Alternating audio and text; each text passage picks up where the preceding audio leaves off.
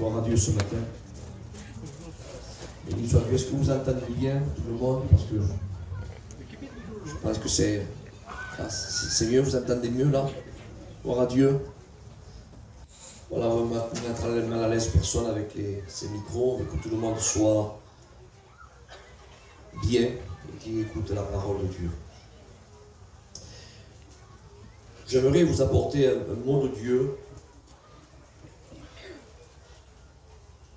qui, quand je l'ai reçu, m'a fait beaucoup de bien. J'aimerais vous l'apporter tel que le Seigneur me l'a donné ce matin. Ce matin, on est ici. Dieu est là. Dieu nous connaît. Dieu sait tout de toi. Ce matin, ça va être une parole d'encouragement, une parole de réconfort, une parole d'espérance, la véritable espérance. Non pas, comme dit l'apôtre Paul, nous ne sommes pas sans espérance, car le monde colporte une fausse espérance. Mais nous, l'Église, nous avons la véritable espérance.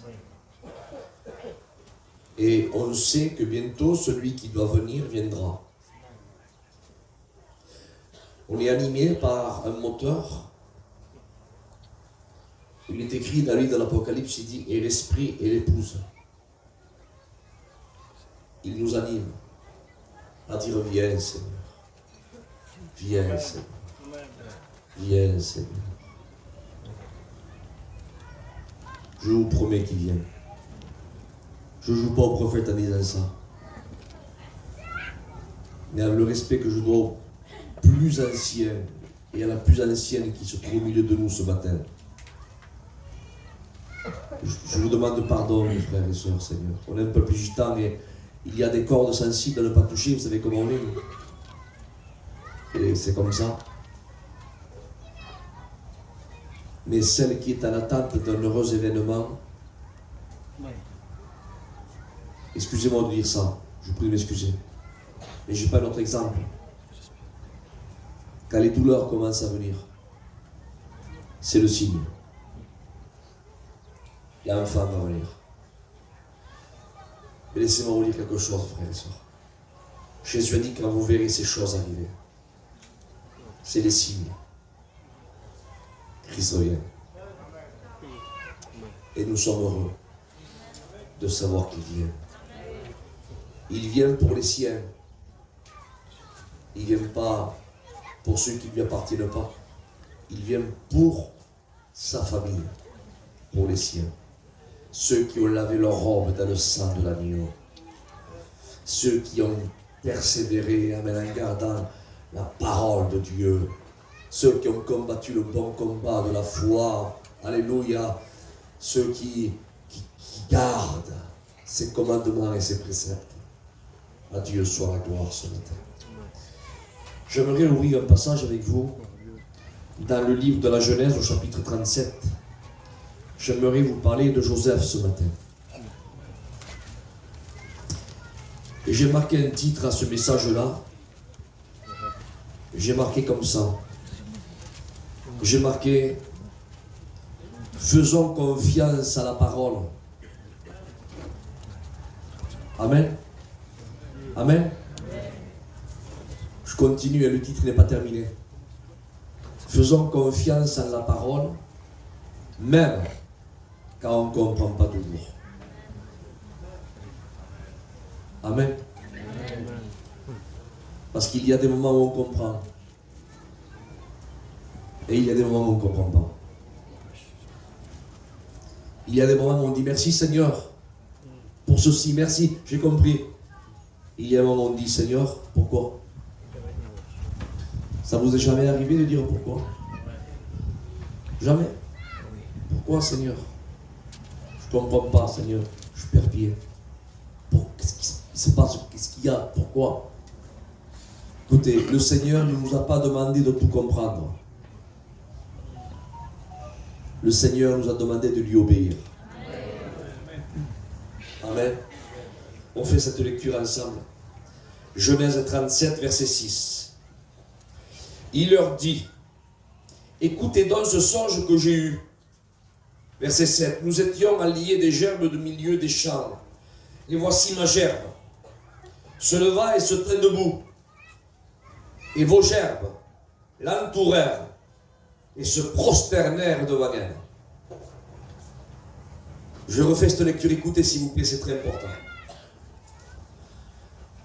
Vous savez, à l'époque de Moïse, le peuple voyait des éclairs, des tonnerres qui étaient là au-dessus du Sinaï. Mais Moïse, lui, il entendait la voix de Dieu. Alors qu'on entend les tonnerres allez, je dis ça comme ça, d'accord? Les tonnerres d'un cantique, l'orage d'un petit groupe là-bas dans le coin qui parle la langue, que Dieu soit béni, gloire à Dieu. Mais ce matin, nous voulons entendre la voix de Dieu. Amen. Car ce qui bénit, mes frères et sœurs, Jésus a dit, heureux celui qui écoute. Non pas celui qui entend, parce qu'on peut entendre, comme le peuple au Sinaï, entendre des tonnerres et ne pas écouter la voix audible de Dieu. Heureux celui qui écoute. Rappelez-vous dans l'acte 22, quand Paul va énumérer à 3 reprises son témoignage, amen, vous le lisez dans acte 9, acte 22 et acte 26, mais dans acte 22, il va donner un détail. Il disait, j'étais dans le chemin de Damas, il dit, et une lumière, amen, m'est apparue. Il dit, et tous ceux qui étaient avec moi, le texte dit, hein, et tous ceux qui étaient avec moi ont vu la lumière. Et la question est posée, alors pourquoi il n'y a que Saul de Tarse qui s'est converti en Paul, plus que les autres qui étaient avec Saul de Tarse, eux aussi ont vu la lumière. Pourquoi ils ne sont pas nés de nouveau? Parce que la réponse, elle est dans la lecture. Quand vous lisez, il dit, seul lui a écouté la voix qui disait, Saul, Saul, pourquoi me persécutes-tu? Les autres ont vu la lumière, mais ils n'ont pas écouté la voix. Ce qui bénit, mes frères et sœurs, c'est la voix. C'est la parole.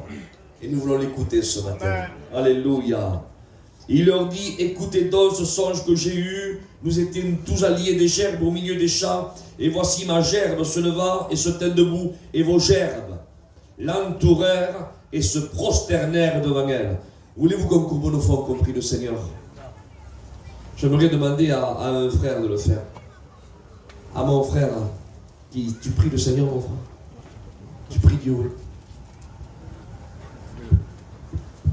Seigneur, il est vrai que celui qui lit est heureux. Celui qui lit ce qui est écrit. Fais-moi la grâce, Seigneur, d'écouter comme écoute un disciple. Ce matin, éveille mon oreille. Que l'ennemi ne vienne pas mettre des choses qui pourraient m'empêcher d'entendre ta voix pour moi. Amen. Ta parole, ce n'est pas un rétroviseur, c'est un miroir dans laquelle on désire plonger les regards. Amen. Dans cette loi parfaite. Je veux te dire, Seigneur, sers-toi de mon frère. Amen. Non seulement pour encourager, non seulement pour bénir, mais tu as tous les droits de nous reprendre. Amen. De nous avertir, de révéler ce qui est caché. Permets, Seigneur, que ta voix, elle nous garde. Que ta voix, elle nous pousse à l'avant. Alors, ensemble, avec ton serviteur, tes serviteurs, nous voulons te donner toute la gloire. Alléluia. La louange et l'honneur au nom de Jésus. Alléluia. Gloire à Dieu ce matin. Que Dieu soit béni. Nous, on connaît le Seigneur nous savons tout ce que Dieu est capable de faire. Quand je dis connaître Dieu, vous comprenez mon langage, hein? Parce qu'il nous faudra toute l'éternité pour... Et encore. Mais je veux dire par là que on sait tout ce que Dieu est capable de faire. On sait que Dieu est omnipotent, qu'il peut tout. On sait qu'il est omniprésent, on sait qu'il est de partout. Et on sait qu'il est omniscient, qui sait tout. Vous savez que ce n'est pas nouveau pour nous, on le sait. Si on vient vers lui, on dit Isaac, ou toi, tu sais que Dieu est capable même de ressusciter les morts? Alors le pape dira oui. Est-ce que tu sais que Dieu est capable même de donner la vie? On sait que c'est oui. Est-ce que tu sais que Dieu est ici et tu sais que Dieu aussi est avec moi là-bas, quand j'étais là-bas dans le département de la Gironde? Oui. Est-ce que tu sais qu'avant que la parole vienne sur ma langue ou sur ma pensée, tu sais que Dieu la connaît déjà? Oui, on sait que Dieu peut tout, il sait tout, il est de partout. On connaît Dieu, amen, dans sa capacité d'omniscience, omniprésence et omnipotence. On sait qu'il est Dieu. Et comment on le sait tout ça? Parce que nous avons un livre entre nos mains qui s'appelle la Bible. Et la Bible nous révèle les attributs de Dieu. Comprenez ce que je dis ce matin? La Bible nous révèle avec que Dieu peut tout, qu'il sait tout, qu'il est de partout. On sait que Dieu est Dieu et qu'il n'est pas limité. On le sait. Mais même si on n'aurait pas de Bible, il y a des témoignages vivants au milieu de nous. Nous avons nos anciens. Gagou a cité quelques noms. Et on ne va pas les énumérer encore ce matin, mais il y avait des noms parmi nous même qui connaissaient Dieu. Et même que n'aurait pas eu de Bible entre nos mains, on aurait allé vers eux et eux nous auraient dit qu'est-ce que Dieu est capable de faire. Est-ce que vous comprenez ce que je veux dire? Mais maintenant revenons à Joseph. Joseph, lui, n'a pas de Bible. Il ne peut pas se documenter par rapport quel est ce Dieu qu'il a entendu parler depuis le berceau. Il n'a pas de Bible. Parce que l'histoire de Joseph, le premier auteur, amen, qui a écrit son histoire, c'est Moïse, qui est né plus de 400 ans de plus. Donc, la Bible n'existait pas. Mais il y avait, amen, un témoin vivant, une Bible parlante. Et tu me diras, c'était qui Isaac? C'était qui? C'était Jacob. Jacob, je ne sais pas quelle histoire tu racontes à ton fils, toi. Nous, c'est vrai, on a tendance. J'ai mon frère à côté qui m'a parlé de mon père dans la chair. Il m'a vite fait, mais ton père comme ça. Mais si on me raconte, Isaac, tu peux me raconter quelque histoire de ton père, je les connais toutes. Parce que je sais que mon père, mon grand-père et tous les noms, j'ai été bercé par les histoires de mon père, j'ai été aussi bercé par les histoires de mon grand-père. Je connais ma famille pratiquement sur le bout des doigts. Je sais d'où ils sont venus, d'où ils sont arrêtés, où ils ont fait une halte, qu'est-ce qui s'est passé. Je connais toutes les histoires des miens parce que j'ai été bercé depuis le berceau avec les histoires de ma famille. Mais laissez-moi dire quelque chose, frère et soeur, que Joseph c'était pareil.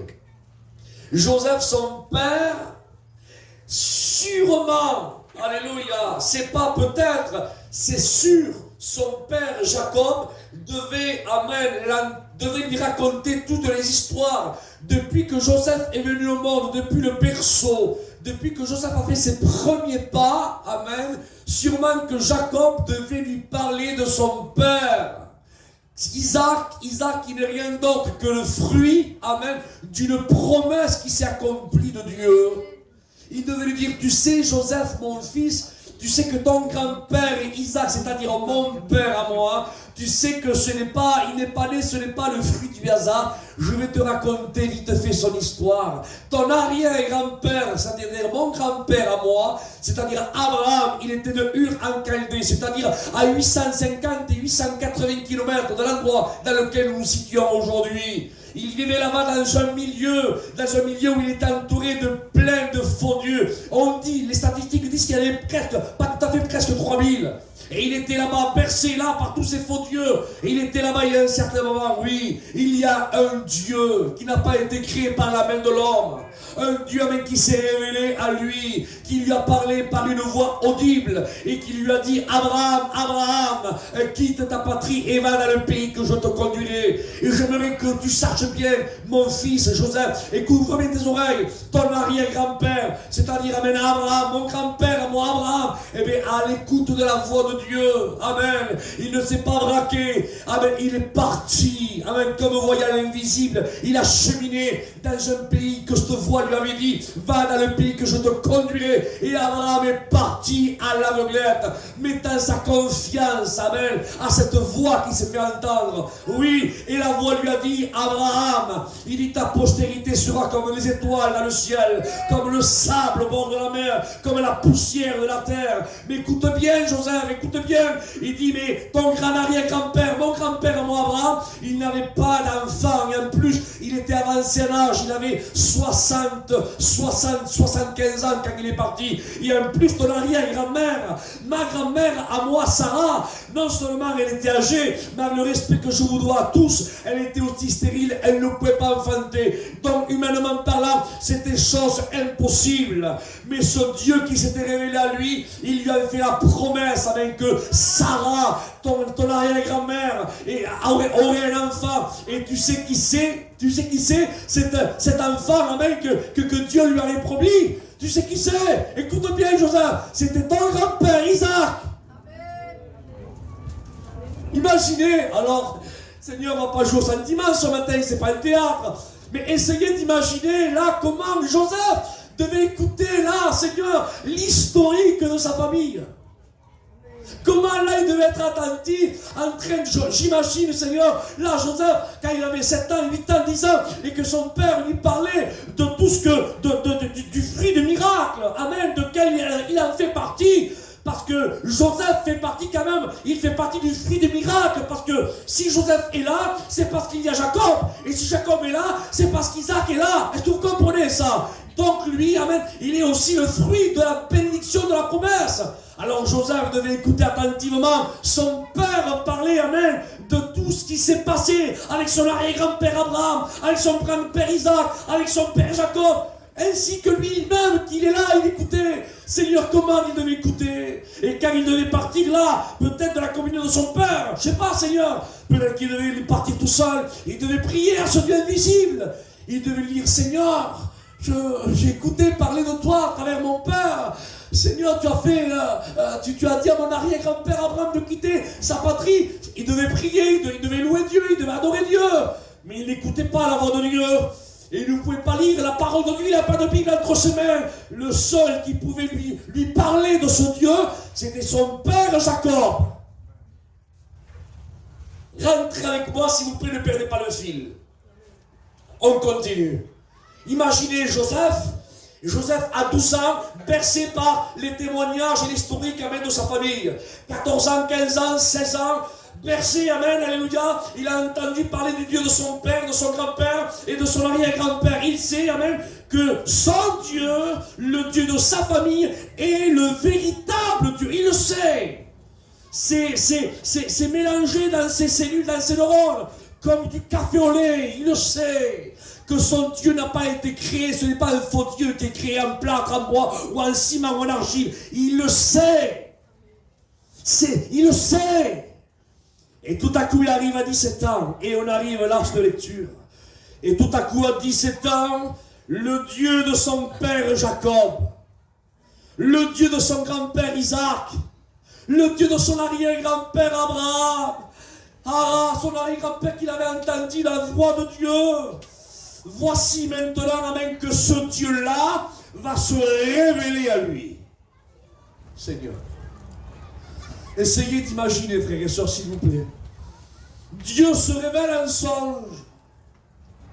Et Dieu lui montre plusieurs songes. Mais on va s'arrêter sur celui-là qu'on vient de lire. Dieu lui montre qu'il va y avoir une gerbe de blé. Et lui, il comprend dans ce songe que cette gerbe de blé qui reste debout, c'est lui. Et il voit autour de lui d'autres gerbes de blé qui commencent à se courber et à se prosterner. Et lui, il comprend dans le message qui ne se prosternent pas devant lui pour l'adorer, pour le glorifier. Mais il comprend, amen, dans le songe que les autres gerbes de blé, qui est l'image de ses frères, qui se prosternent devant la gerbe de blé que lui il est, il comprend que Dieu est en train de lui dire, amen, qu'il va être un leader, qu'il va être, amen, un dirigeant, qu'il va être, amen, un homme de la solution, un homme que Dieu a choisi, amen, pour bénir ses frères. Il le comprend. Et lui, dans ce songe-là, écoutez, vous savez, aujourd'hui, il y a beaucoup de personnes qui disent « Dieu m'a parlé en songe, j'ai une révélation, et il y a à boire et à manger. Il faut trier. » C'est vrai. Amen. Dieu m'a montré, Dieu m'a réveillé, Dieu m'a secoué, Dieu... Bien, je ne vous dis pas que non, mes frères et sœurs, hein. Je ne dis pas ce que je n'ai pas dit. Mais il y a à boire et à manger.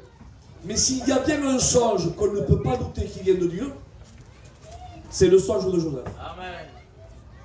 Là, on ne peut pas dire, peut-être non, peut-être qu'il a tellement entendu parler par son père de ce Dieu-là qu'il a pris ses rêves-là pour des réalités. Non, non, non, non, on n'a pas le droit de le dire, car toute écriture est inspirée de Dieu. Et l'auteur là du psaume de Genèse 37, l'auteur là, hein, écoutez bien, ce n'est pas Joseph qui a écrit là. Celui qui a écrit la révélation du songe de Joseph, écoutez, c'est venu 400 ans plus loin, 400 ans plus tard, Moïse vient, amen, et Dieu lui révèle. Et lui aussi, il est percé par les écrits de sa famille. Et il va, amen, être saisi par l'Esprit. Et l'Esprit va lui dire, Moïse, prends un écrit. Il faut que tu racontes, amen, ce qui s'est passé là avec Joseph. Et toute écriture est inspirée de Dieu. Ça veut dire, frère, ce que le songe que Joseph a eu, c'est un songe qui vient, dites amen s'il vous plaît, un songe qui vient de Dieu. Amen. Alors imaginez Joseph. Dieu se révèle à lui par songe, et lui, avec un cœur d'enfant, gros comme le chapiteau. Parce que quand on a 17 ans, on a un cœur d'enfant. On a un cœur gros comme le chapiteau. On n'est pas vicieux comme certains quand on a un certain âge mature. Non, non, on a un cœur d'enfant. Je ne dis pas d'adolescent, non, un cœur d'enfant, parce qu'à 17 ans, malgré que par rapport à la loi française, on est un adolescent, mais moi je dis, à 17 ans, on est un enfant. Et Joseph, étant cet enfant de 17 ans, imaginez l'enthousiaste. Amen, imaginez. Je ne sais pas, Seigneur, c'est comme vous, par exemple, d'accord? Vous trouvez 1 million d'euros par terre. Qu'est-ce que vous faites avec la valise, là, hein? Vous allez pleurer, mais c'est que non. Vous prenez, vous en connaissez la valeur, et vous allez où? Vous allez partager avec qui? Vous n'allez pas partager avec moi? Je ne passe pas. Et si vous le faites, que Dieu vous bénisse. Mais je pense avec que les premiers bénéficiaires, ça va être vos parents et vos frères, vos soeurs. Oui ou non? Vous allez frapper chez eux avec enthousiasme. Ouvre, ils vont ouvrir la porte. Regarde ce que j'ai trouvé, regarde. Et bien ça pour toi, ça pour moi. Et ceux qui vont découvrir ce que tu as dessus, ils se réjouissent avec toi. Est-ce que tu comprends ça? Eh bien Joseph, c'est ce qu'il fait. Amen. Ses frères aussi ont entendu parler de ce Dieu merveilleux. Et Joseph, amen, a reçu, amen, le songe de ce Dieu qui a été percé depuis le plus jeune âge. Et Joseph, avec un cœur, je me répète, gros comme le chapiteau, il va vers ses frères. Et il va vers eux en disant, regardez, avec un cœur gros, avec rempli d'enthousiasme, pensant, mon frère, que leurs frères, que ses frères vont se réjouir avec lui. Mais le normal, Seigneur, le normal, c'était que ses frères se réjouissent avec Joseph. C'était normal, Seigneur. Et Joseph est allé leur dire, pensant que ses frères allaient se réjouir avec lui, en disant, regarde, c'est bien le Dieu qui a préparé notre arrière-grand-père. Eh bien, notre grand-père et notre papa, eh bien, il s'est révélé à moi. Joseph, lui, s'attendait que ses frères disent, ah bon? Pas possible, mais assis-toi, raconte-moi, qu'est-ce qui s'est passé? Regarde le petit, qu'est-ce qu'il a reçu comme songe? Ruben, Gad, Manassé, venez voir. Normalement, c'était comme ça. Mais je leur ai dit une parole. Je l'ai à cœur, tant pis, je le dis. On est en famille ce matin. Il semblerait, gars, qu'on ne peut pas se réjouir avec n'importe qui, c'est bizarre. Que certains inconvertis, ceux qui sont dans les ténèbres, ne se réjouissent pas avec nous, qui sont frères, qui sont dans la lumière, on comprend. Et il semblerait que, bibliquement parlant, même certains frères, on ne peut pas se réjouir avec eux. Parce qu'il semblerait qu'ils ne se réjouissent pas avec toi. Au contraire, ils te jalousent, ils te prennent à l'œil. Vous imaginez, Seigneur, comment la nature de l'homme, quand elle prend les rênes, est méchante. Au lieu de se réjouir avec ton frère. Écoutez, Seigneur, ton frère. Au lieu de te réjouir avec lui, tu le prends à l'œil. C'est ce qui s'est passé. Ils l'ont pris à l'œil. Il semblerait qu'il faut avoir un certain discours avec l'œil et un certain discours avec l'autre. De toute façon, Paul l'avait compris. Hein? Rappelez-vous, il n'a pas eu le même discours avec deux frères différents. Ah bon? Avec deux églises différentes. Lesquels, Isaac? Eh bien, si vous lisez dans 2 Corinthiens 11, 23, il dira, lui, il s'affiche. Il dit, sont-ils ministres du Christ? Il dit, moi-même, il dit, moi. Il dit, je le suis bien plus encore. Il s'affiche. Parce qu'il sait que ceux qui sont en train de l'écouter, ils savent même que Paul ne joue pas l'orgueilleux. Il affiche jamais sa propre identité, ni plus ni moins. Par contre, quand il parle à d'autres frères, il dit, je connais un homme qui a été ravi jusqu'au 3e ciel. Vous savez qui c'était, l'homme qui a été ravi au 3e ciel? C'était lui. Et il parle de lui à la 3e personne. Je ne comprends pas. Pourquoi tu ne dis pas que c'est toi? Parce que si je dis que c'est moi, à eux là, c'est même pas la peine. Est-ce que vous comprenez? Il y a certains frères même qu'on peut ouvrir nos cœurs et partager, frères et sœurs, ce que Dieu fait avec nous. Et d'autres frères, on est obligés, alléluia, de prendre là comme un genre de parabole pour faire comprendre, parce que c'est pour pas qu'ils nous prennent à l'œil. Ça existe, Isaac? Oui, ça existe. Ça existe. Parce qu'il y a des frères qui se réjouissent du triomphe des autres. Et d'autres, ils ont les tripes qui se retournent. Parce qu'ils ne supportent pas que notre triomphe, à part eux. Ils ne supportent pas que d'autres bouches parlent d'eux, des autres. Ils voudraient qu'ils parlent d'eux. Mais je me répète, Seigneur, un frère, comme moi, on viendrait me dire de mon frère aîné ou de mon petit frère, t'as vu ton frère, il a gagné ceci, ton frère, il parle bien, ton frère, il fait ceci, ton frère. Mais dans le positif, je ne peux pas le jalouser, moi, Seigneur, c'est mon frère. Contraire, maintenant, non, c'est mon frère. Est-ce que vous comprenez? C'est mon frère. Mais normalement, on devrait avoir son langage. Quand on entend un frère qui parle et qui dit Dieu m'a utilisé pour ceci, Dieu m'a utilisé pour cela, et bien nous en bas, on devrait dire à celui qui est à côté, c'est mon frère. C'est mon frère. On doit se réjouir. Et non pas faire comme certains. Dire, c'est toujours lui, c'est pas pour un tel, c'est pas pour... Arrêtons, s'il vous plaît, au nom de Jésus. De toute façon, les frères qui agissent comme ça, frères et sœurs, c'est parce qu'il y a un manque d'amour. Parce que l'amour ne soupçonne pas le mal, mais il se réjouit de la vérité. Alléluia. Il y a un manque d'amour. C'était une parenthèse, je continue. Joseph est là, ses frères le prennent à l'œil, et tout à coup, on le prend, et on le met où? Et on le met dans une citerne. Dans la citerne, là, sûrement, Seigneur, Joseph n'a pas 40 ans, je me répète, Joseph a 17 ans. Il est là dans une citerne, sûrement qu'il y a des pourquoi qui viennent là se chevaucher dans des questions dans son esprit. Mais Seigneur, pourquoi je suis dans la citerne? Je ne comprends pas. Il aurait dû, je sais pas, il aurait dû parler comme ça, lui. Eh bien, il est là, il est dans la citerne. Et tout à coup, frères et sœurs, peut-être, ça c'est moi qui le dis, d'accord? Sûrement que le diable a dû venir à ce moment-là. Et il a dû lui dire, Joseph, tu sais, Joseph, le songe que tu as reçu, il ne venait pas de Dieu. C'est parce que tu as été tellement bercé depuis ton plus jeune âge dans le berceau par rapport aux histoires que ton père t'a racontées, que tu as pris tes rêves pour tes réalités. Dieu n'a pas dit de toi que tu seras leader. La preuve, regarde, tu es dans une citerne.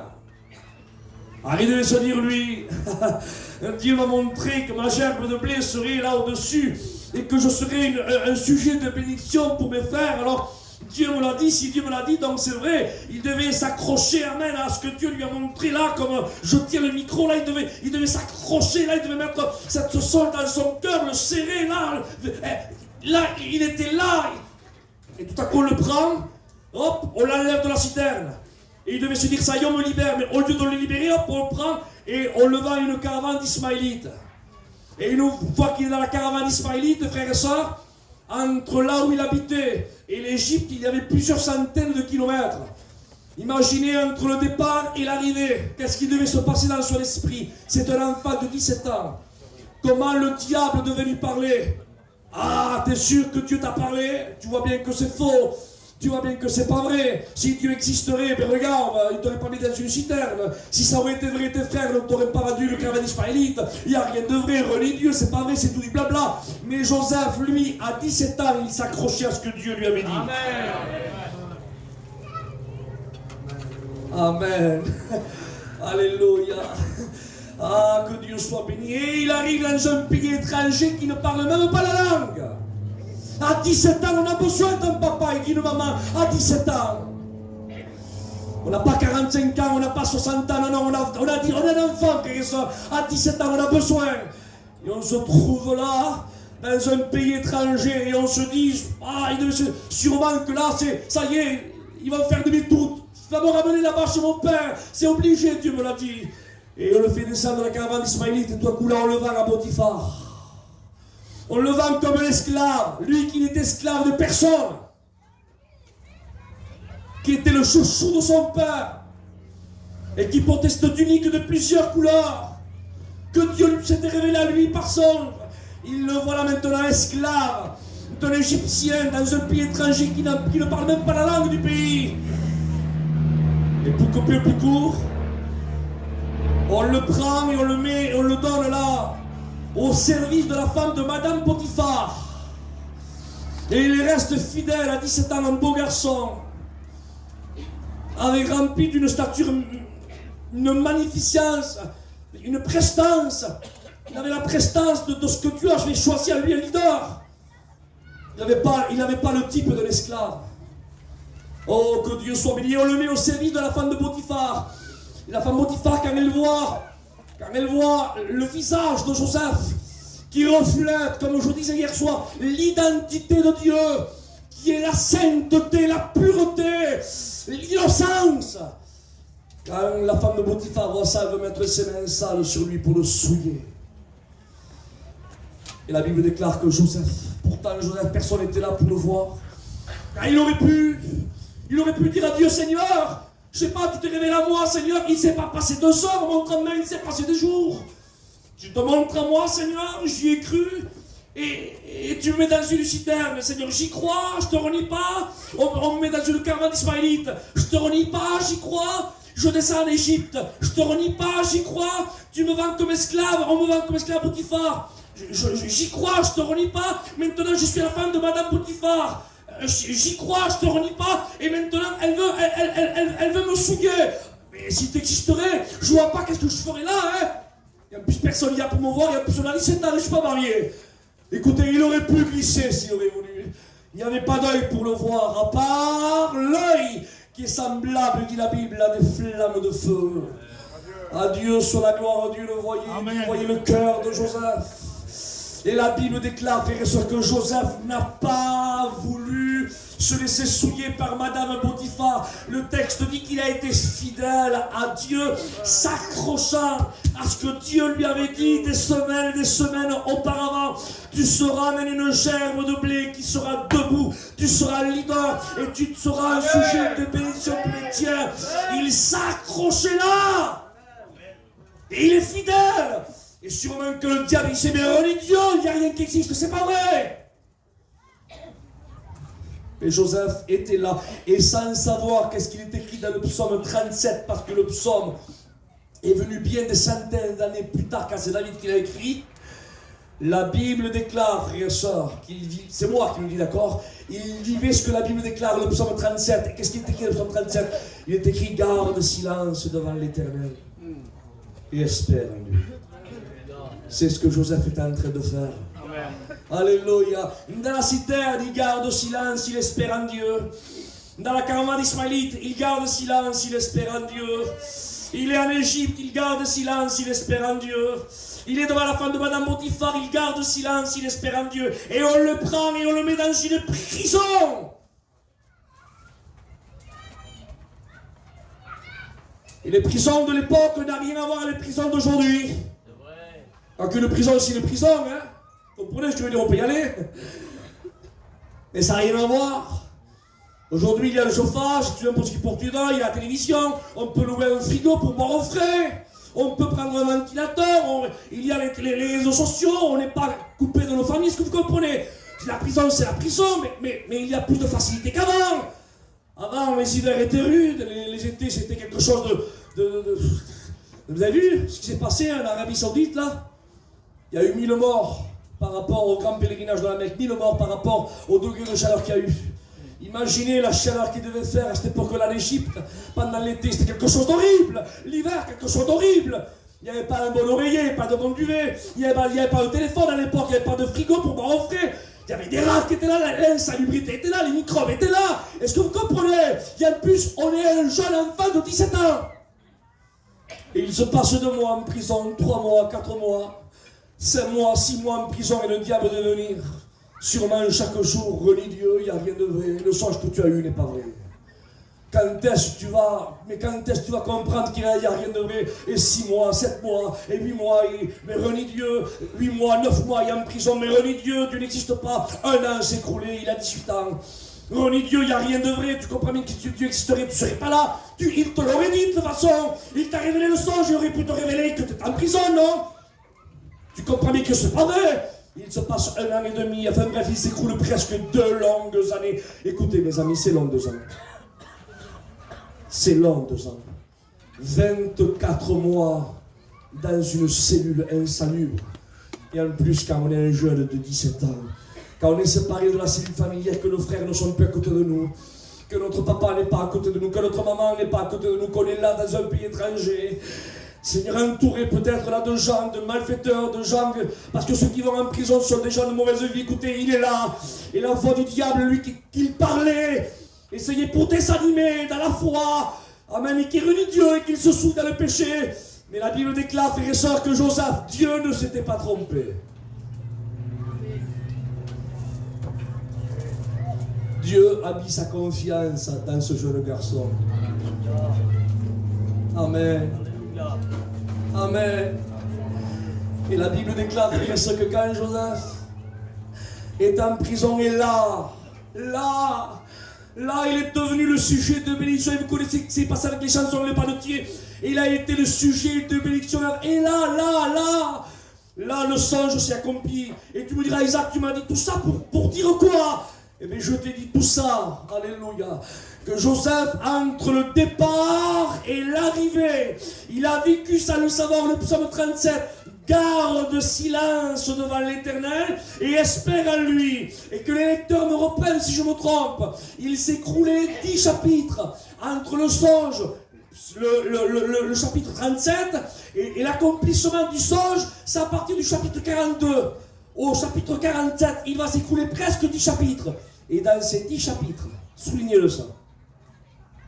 Et que les lecteurs me reprennent si je me trompe. Dans les 10 chapitres, vous ne trouverez pas une fois où Joseph a dit, Seigneur, pourquoi il m'arrive ceci? Pourquoi il m'arrive cela? Pourquoi tu permets? Vous ne le trouverez pas dans la parole de Dieu. Et moi je vous dis, quel exemple merveilleux à suivre, Seigneur. Garde silence devant l'Éternel et espère en lui. Amen. Et tu me diras, Isaac, comment ça se fait que Joseph n'a pas dit le pourquoi à Dieu? Voulez-vous le savoir, Église de Dieu? C'est parce que Dieu amène dans son jeune âge à Joseph, quand il est avec son père, Dieu amène, lui a montré d'un seul coup, amen, la fin de son film.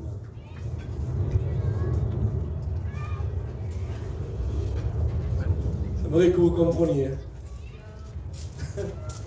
Dieu lui a montré la fin de son film, Abraham.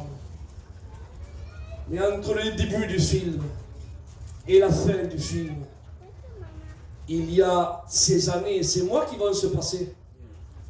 Dieu, écoutez, Dieu, alléluia, ne perd pas son temps en train de raconter tous les détails entre le départ et l'arrivée de Joseph, comme Dieu, amen, n'a pas perdu son temps et ne perd pas son temps et ne gaspille pas de la salive, amen, en te racontant à toi tous les détails de ta vie. Parce qu'il y a des détails, des coins d'ombre, des jardins secrets qui passent aujourd'hui. Et tu me diras, ah bon, lesquels? Bon, lesquels? Eh bien, quand tu as eu un départ, toi, le départ, c'est que tu as donné ta vie à Dieu, tu es né de nouveau.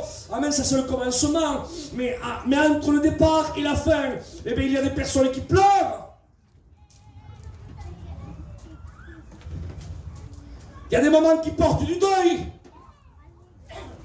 Pour un enfant qui est parti au prix du Seigneur. Il y a des femmes qui restent veuves à 30 ans. Des maris qui restent veufs à 28 ans, 45 ans, en pleine fleur de leur vitalité de vie. Or, ils perdent un père jeune. Il dit, Seigneur, pourquoi?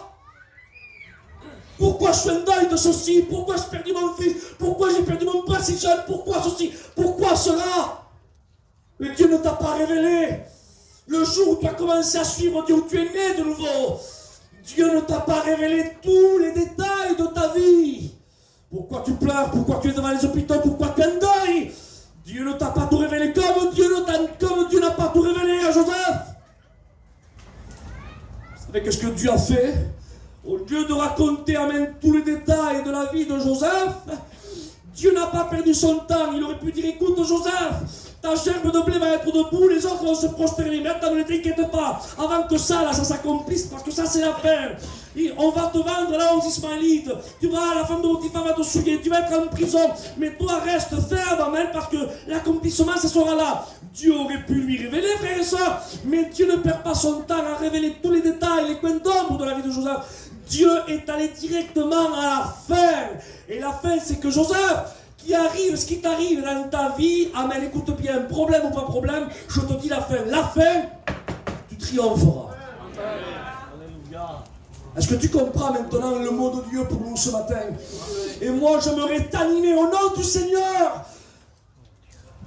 Il y a eu des pourquoi dans ta vie. Pourquoi il y a un foulard? Pourquoi tu pleures? Pourquoi il y a ceci? Pourquoi il y a cela? Et tu dis, Seigneur, pourquoi? Seigneur, pourquoi? Pourquoi je ne comprends pas, Seigneur? Pourtant, il y a eu un bien commencement, je suis né de nouveau. Seigneur, je suis ton enfant, mais pourquoi ceci et pourquoi cela? J'aimerais te dire, frère et soeur, qu'à l'église du Christ, Dieu nous a laissé des promesses. Les promesses n'est pas pour le monde angélique, les promesses c'est pour nous, Israël. Et Dieu nous a dit la fin de notre film. Dieu t'a donné la fin. Ah bon, c'est quoi la fin? La fin?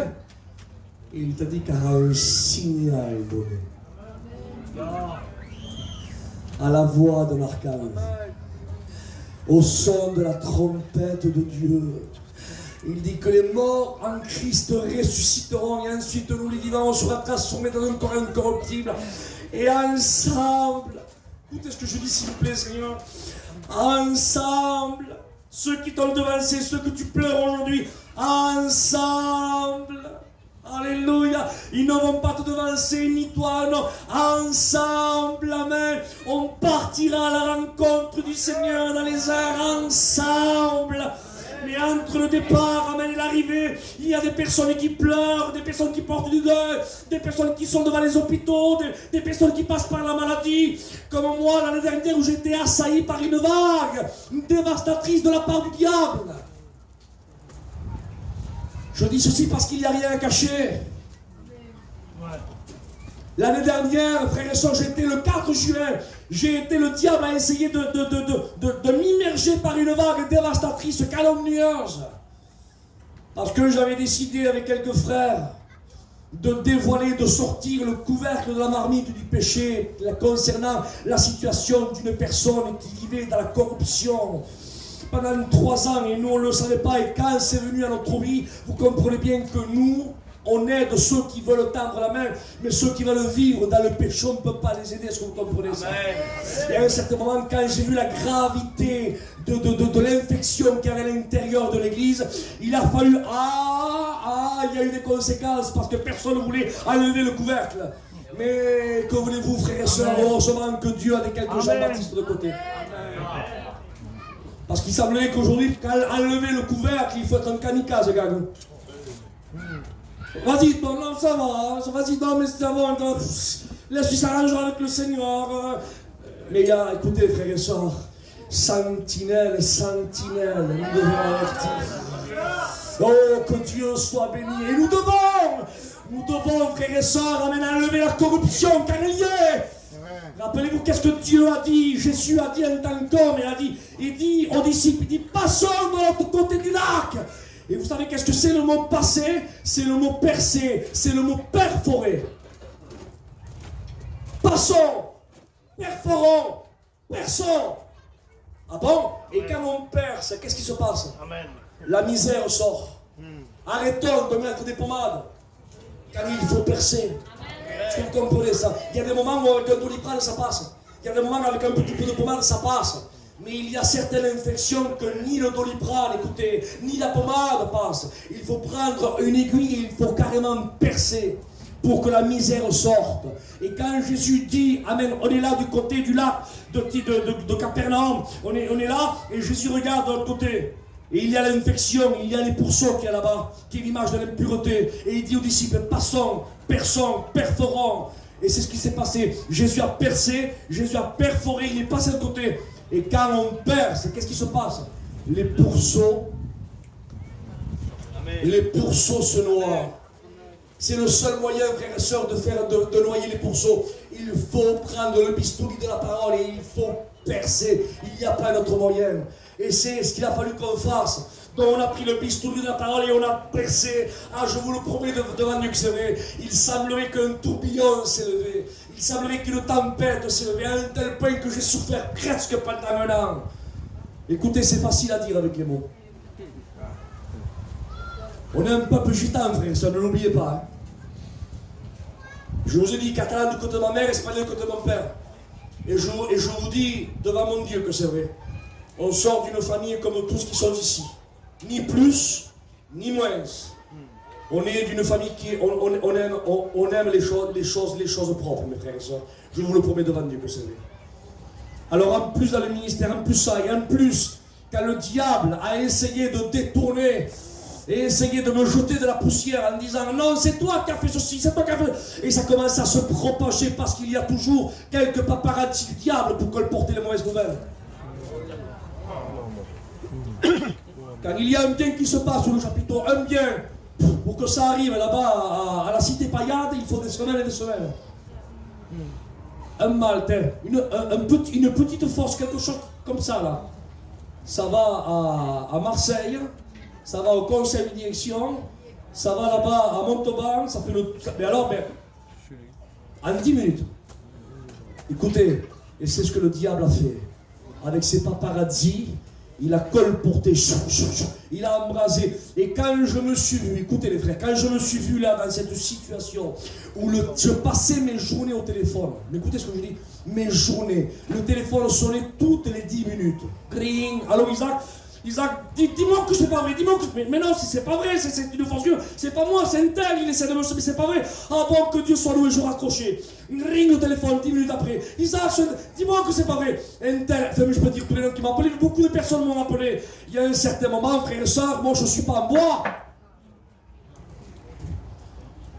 J'ai un cœur, j'ai un sang, j'ai des sentiments, vous comprenez? Moi, je ne suis pas tout seul. J'ai une femme, j'ai des enfants, j'ai des gendres, j'ai des frères, Et quand je revenais, que je voyais la tension, et que je voyais ma femme dans un coin pleurer, mes filles pleuraient, et que j'étais là, le soir, c'est-à-dire je me levais, Seigneur, qu'est-ce qui se passe? Qu'est-ce qui se passe? Vous croyez que je n'ai pas dit le pourquoi à Dieu à ce moment-là? Et quand il s'est passé 6 mois, 8 mois, 9 mois... Ça n'aurait été pas plus facile à Dieu que quand il m'appelle au ministère, il dit écoute Isaac, écoute.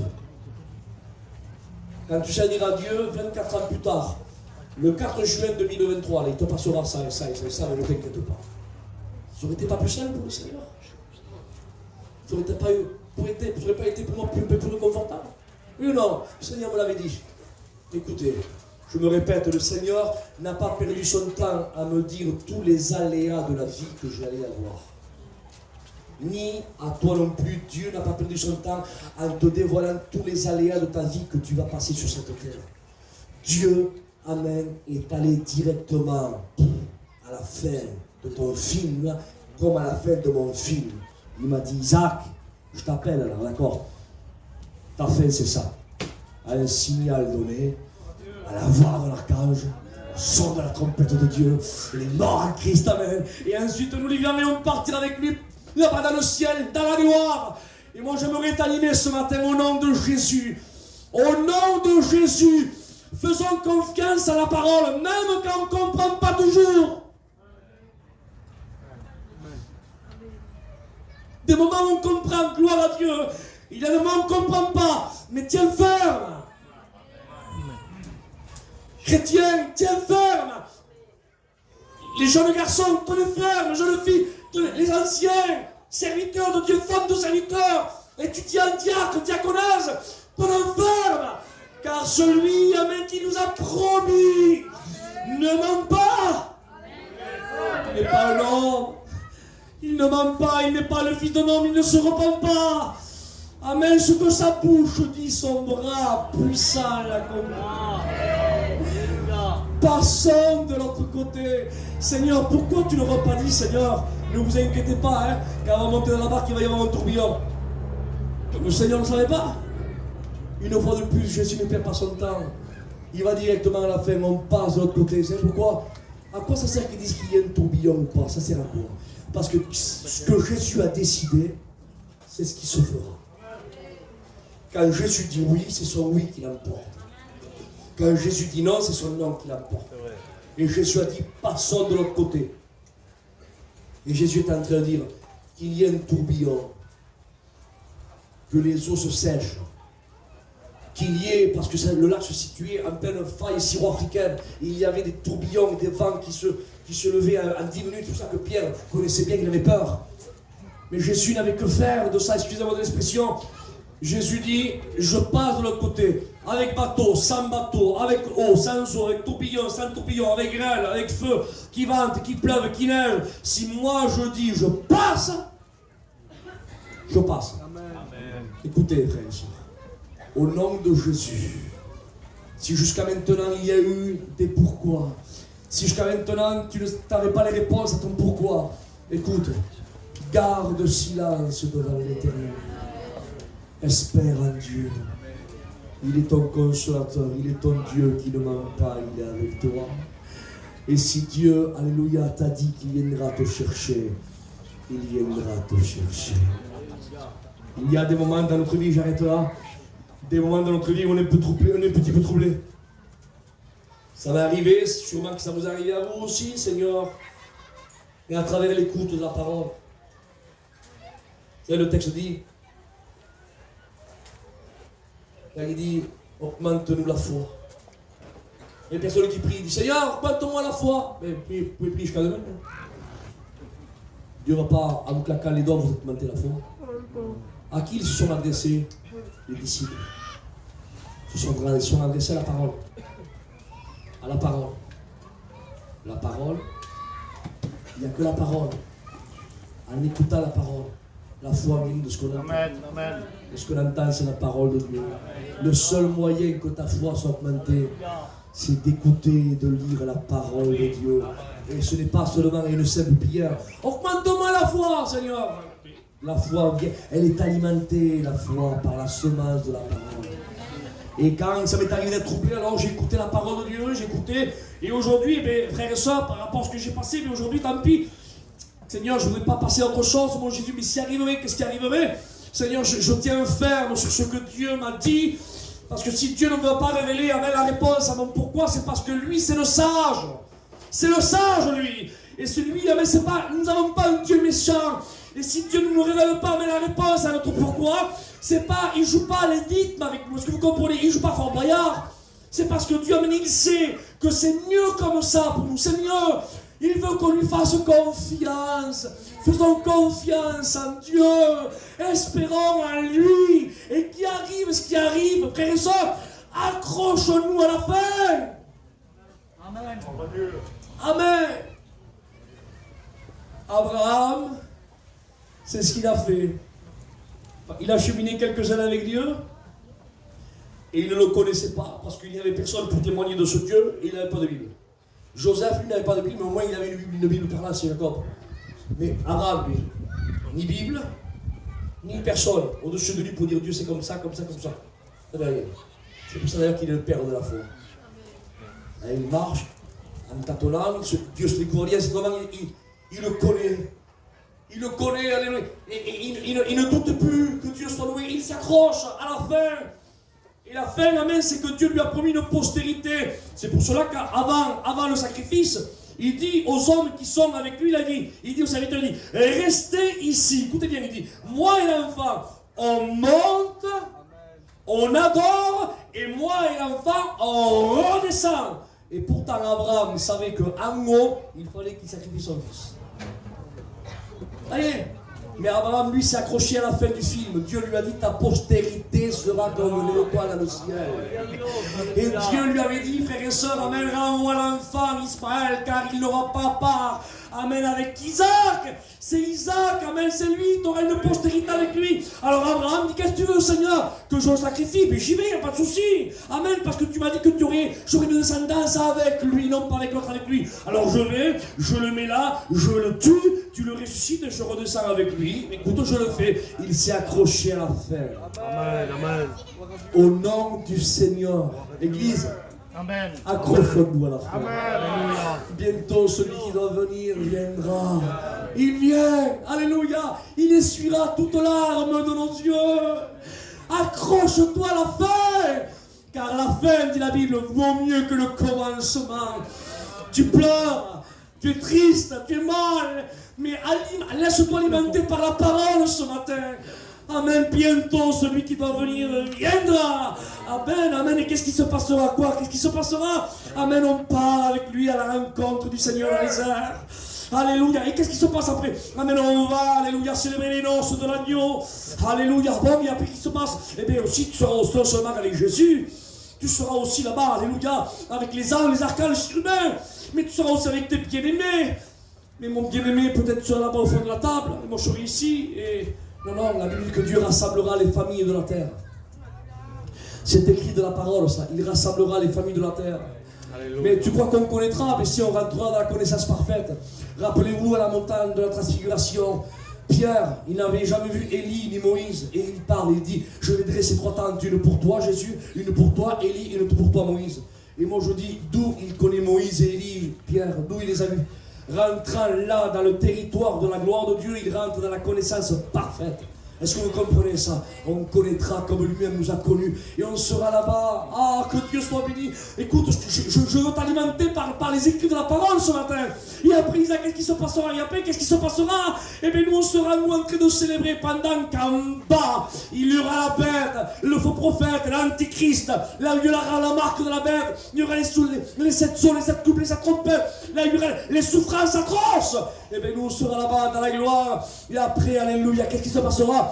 On descendra dans les airs, dit la Bible, et voici paru un cheval blanc. Celui qui le montait s'appelait fidèle et véritable. Il avait un vêtement teint de sang, un nom écrit dans sa cuisse, roi des rois et seigneur des seigneurs. Hop, attendez, ne perdez pas le fil. Derrière lui, amen, l'armée céleste le suit. Et hop, je vois un peu plus à droite là-bas, il dit, et derrière lui, ses saints l'accompagnent aussi. Gloire à Dieu. Alléluia. On redescend, frères et sœurs, sur des chevaux blancs avec l'armée céleste. Amen, amen. Là, dans le leader, notre roi des rois, il descend pour vaincre, établir son règne lumière. Il est là, en face de nous. On suit, frères et sœurs, il descend. Il met un terme à la 3e guerre mondiale. Là-bas, à la vallée de Megiddo, où la Bible dira qu'il y aura, selon l'histoire de la parole, et selon les étudiants de la parole de Dieu, jusqu'au mort des chevaux, la vallée du grand carnage, il y aura des cadavres et du sang jusqu'au mort des chevaux. On dit entre 1 mètre et 1 mètre 20. La vallée, elle mesure, à peu près de mémoire, 30 km de large sur 60 de long. 30 km sur 60 km de large et de long. Il y aura du sang jusqu'au mort des chevaux. La vallée du grand carnage. Christ viendra mettre un terme à la 3e guerre mondiale. Et après, hop, il posera juste après ses pieds sur le mont des Oliviers. La montagne se fendra par le milieu. Amen. La porte dorée, alléluia. La porte qui est complètement là, bâclée, qui est fermée. Amen. Qui a été fermée là par les Ottomans. La porte va se briser pour que le grand roi fasse son entrée. Et Christ, frères et sœurs, Amen, établira son règne millénaire. Jérusalem sera la capitale mondiale. Amen. Et l'Église régnera à travers Israël pendant 1000 ans. Ça sera l'Éden reconquis, l'âge d'or, là où l'agneau dormira, frères et sœurs, avec le nourrisson, et le scorpion, et le lion. Il n'y aura plus de férocité dans les animaux. Ça sera l'Éden reconquis. 1000 ans, frères et sœurs, là où habitera Jérusalem en Israël. L'Église sera là-bas. Et après 1000 ans, voici paru des nouveaux cieux, une nouvelle terre. C'était la nouvelle Jérusalem. L'ancienne terre, amen, se roulera comme un manteau bras. Frères et sœurs, je voudrais t'animer ce matin au nom de Jésus. Au nom de Jésus. Alléluia. Accroche-toi à la fin du film. Amen. Ne t'accroche pas à des aléas et à des détails. Au nom de Jésus, accroche-toi au programme merveilleux qui nous attend. J'aimerais qu'on ferme nos yeux ce matin. J'aimerais qu'on le glorifie. J'aimerais qu'on l'exalte. Joseph, regardez comment il s'est accroché à la fin du film, de son film. Seigneur, c'est grand, mon Jésus. Il savait qu'il allait mourir. Écoute Abraham, il sait qu'il est mort. Regardez s'il s'est accroché à la fin de son film. Joseph, il fait une réunion de famille. Il venait. Il dit, écoutez, je sais qu'un jour, regardez s'il va la faire, hein. Je sais qu'un jour, Dieu vous visitera et vous sortirez de l'Égypte et vous conduira dans un autre pays. Faites-moi le serment que vous ne laisserez pas mes os ici. Parce que moi je ne serai pas ici pour le voir. Vous me déterrerez, vous me prendrez, je veux faire partie de ce voyage. Promettez-moi. Et 400 ans plus tard, Moïse, il dit, allons chercher Joseph. Écoutez Seigneur, je ne sais pas ça, comment il s'est accroché à la fin. Accrochons-nous, frères et sœurs. Accrochons-nous au texte des écrits de Jésus. Nous t'aimons, Seigneur, ce matin. Pour ta parole qui a été annoncée, Seigneur. Merci pour ta parole, Christ. Ta parole est la vie. Amen. Merci, Seigneur, pour ce qu'on a entendu. Je me suis réjoui, Seigneur, d'avoir lu et écouté et réécouté, Seigneur, ce que tu nous as dit ce matin. C'est vrai, Seigneur, qu'il y a des choses qu'on ne comprend pas dans notre vie. Mais toi, Seigneur, je me répète, tu ne nous as pas dit de tout comprendre. Tu nous as demandé, Seigneur, de t'obéir. Amen. Nous voulons t'obéir, Seigneur, et tenir ferme jusqu'au bout. Nous savons que tu reviens nous chercher, Seigneur. Et on veut être prêts. On veut être prêts.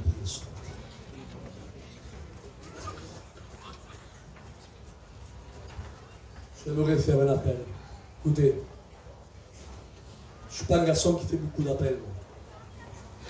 Et ce matin, je l'accueille.